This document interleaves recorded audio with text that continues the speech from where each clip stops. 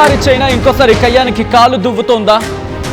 ఇటు భారత్తో కిలికించుకునే ప్రయత్నం చేస్తోందా?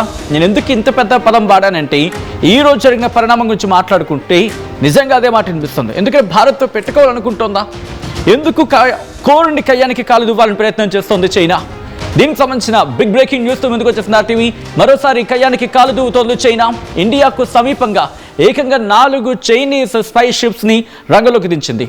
హిందూ మహాసముద్రంలో మిసైల్స్ టెస్ట్కి ఇండియా ప్రయత్నాలు చేస్తున్న వేళ ఈ కీలక పరిణామం చోటు చేసుకుంది. ఒడిశాలోని చాందీపూర్ మిసైల్ టెస్టింగ్ సెంటర్ నుంచి ప్రయోగం చేపట్టడానికి ఇటు భారత్ సిద్ధమవుతోంది. హిందూ మహాసముద్రంలోని ఓ నిర్ణీత ప్రాంతం వరకు నో ఫ్లై జోన్ అంటే నోటా అంటూ ఉంటారు సాధారణంగా. నోటామ్ అంటే నో ఫ్లయింగ్ జోన్గా నేను చెప్తూ ఉంటారు.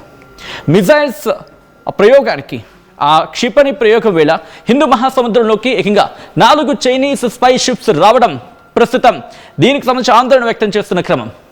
సముద్ర గర్భం నుంచి ఆకాశంలోని ప్రతి కదలికపై చైనీస్ స్పై షిప్స్ నిఘా వేయగలవు.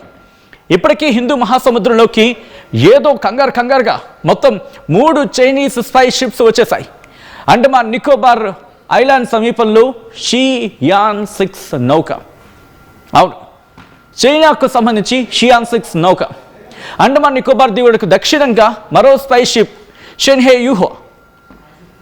ఏంటది? షెన్హే యూహో. మాల్దీవ్స్కు సమీపంలో లాన్హై 201 ఈ స్పై షిప్స్ రంగంలోకి దించింది. హిందూ మహాసముద్రం వైపు ఇంకొక స్పై షిప్, 4వ స్పై షిప్ కదులుతోంది. దాని పేరే లాన్హై 101. చైనీస్ స్పై షిప్స్ ఎంట్రీతో భారత్ కూడా అలర్ట్ అయింది. ఇప్పుడు తన మిసైల్ పరీక్షను పోస్ట్ పోన్ చేసుకుంది.